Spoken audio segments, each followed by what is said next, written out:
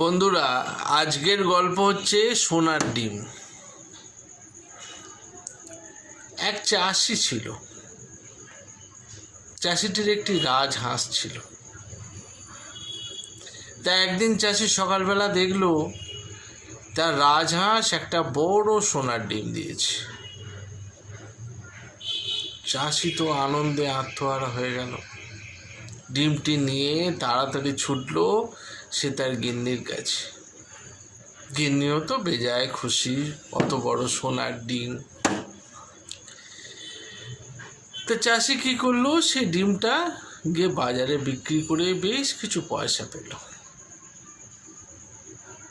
এমনই চাষি দেখলো যে পরের দিন হাঁসটি আবার একটি সোনার ডিম দিয়েছে।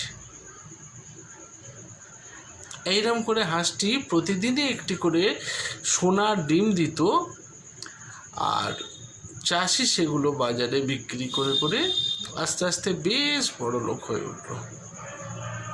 জমি বাড়ি সবই করল। কিন্তু হলে হবে কি, মানুষের লোভও তো তেমন বাড়ে।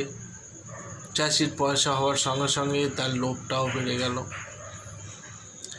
তা একদিন সে স্ত্রীর সঙ্গে আলোচনা করে ঠিক করলো যে রোজ একটা করে ডিম পাওয়ার থেকে একবারে যদি হাঁসের পেটটা কেটে সব কটা ডিম বার করে ফেলা যায়, তাহলে সেগুলো বাজারে বিক্রি করলে অনেক পয়সা হবে। তো যথারীতি যেমন ভাবনা তেমন কাজ। চাষি কি করলো, একদিন সকালবেলা একটা ছুরি দিয়ে হাঁসের পেটটা কেটে ফেলল। ব্যাস, হাঁস তো প্যাক প্যাক করতে করতে মারা গেল। কিন্তু চাষি দেখলো হাঁসের পেটে একটাও ডিম নেই। সর্বনাশ হয়ে গেল, সব শেষ হয়ে গেল। চাষি তো মাথায় হাত দিয়ে বসে পড়লো। স্ত্রী চিৎকার করে হাত পা ছড়িয়ে কাঁদতে শুরু করলো। কিন্তু ওই লোভের জন্য আজকে তাদের এত বড় বিপদ হয়ে গেল। রোজ একটা একটা করে সোনার ডিম তাদেরকে আজকে যে জায়গায় ছিল তার থেকে এতটা বড় লোক করলো। কিন্তু একসঙ্গে অনেকটা লোভ করতে গেল।